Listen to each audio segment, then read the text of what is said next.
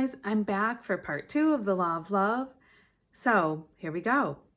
Whenever I look at a child, I see a little adult.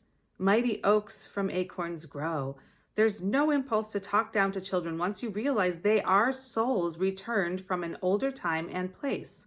They need today's leg of their personal spiritual journey too, the same as you and me. So that's the thing. Like, your child could be an ascended master and you wouldn't know it, and you talk down to them.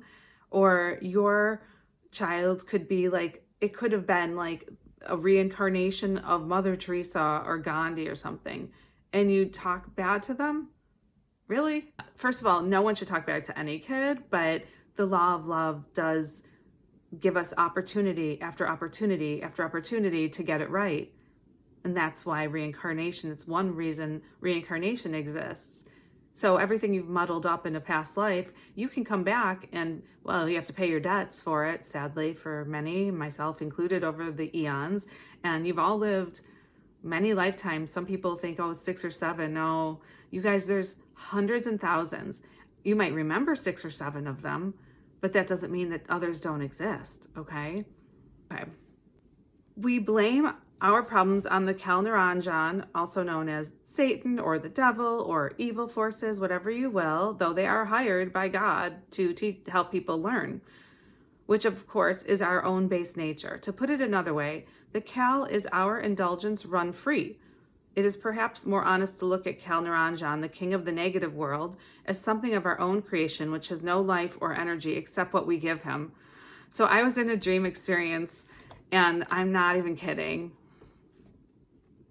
I was behind what I thought was the Kalnaranjan, the actual head of the Order of Evil, in the car. And I said, I will not sit in this car for a second longer, because I want to get to the ocean of love and mercy. I want to be back with God. I don't want to be driven around in circles on this wheel of life anymore. You know, please stop the car. And then I found myself at the ocean of love and mercy, and I was in the water, which is like the way home to God. And I just bathed in that love, and he disappeared. So, you know, I totally get that that's their job. Like, I'm not a hater about that. You know, what you want to add more anger towards the devil, the Kalnaranjan? No, that's their job. It doesn't mean I'm interested in hanging with them. Believe that you are protected, that you believe that you are worthy of all the love. And then things shift. In other words, I'm pointing the finger right back at the person, which is usually ourself, who sends out the blast of energy to other people. We are responsible for all the ripples created in others by our anger, as well as the ripples they in turn pass along to the next group.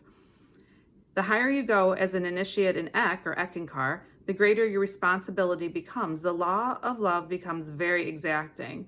Yeah, so your consciousness at one level is going to be one thing, but at a higher level as you evolve and wherever you are, but for me in Eckankar, then it seems that what I thought was okay before is not.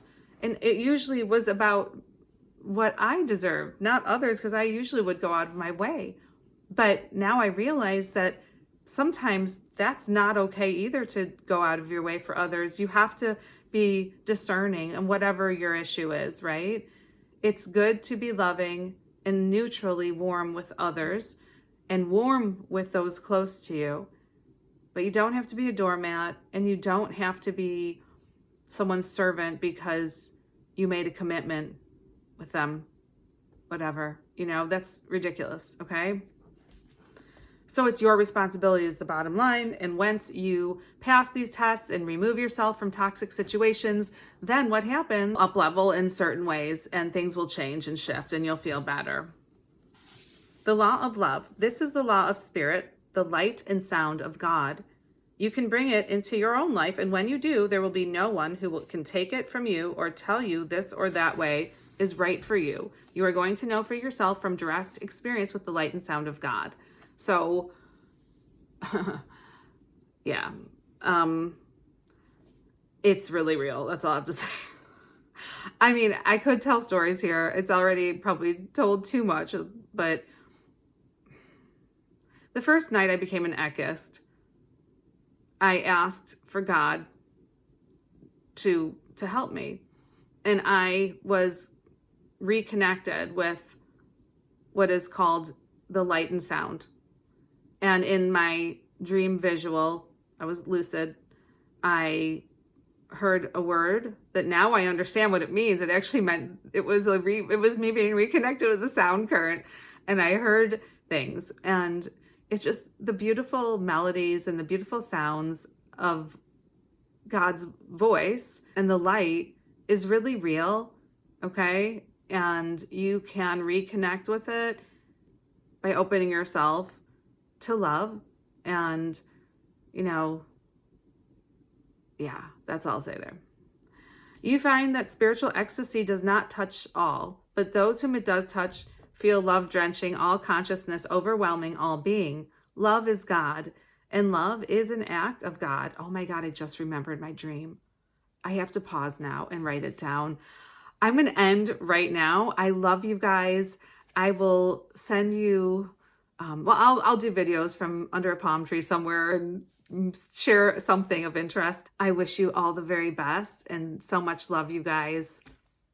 Talk to you soon.